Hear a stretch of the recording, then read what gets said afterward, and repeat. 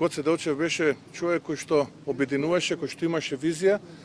Гоце Делчев беше и ќе остане македонецот врз основа на кој ние ќе се сеќаваме на минатото, а врз основа на тоа минато ќе ја градиме и днината. Ќе го продолжиме неговото дело да обединуваме, а не да разединуваме. Она кое што сакам денеска од овде како порака да го упатам е тоа дека Гоце Делчев е столбот на современата македонска држава и Гоце Делчев е Македонија и Гоце Делчев не треба да биде предмет за било какви преговори и разговори. Ке се обидам да ги игнорирам провокациите кои што доаѓаат, за жал сега и кои што се поистоветуваат во предизборието.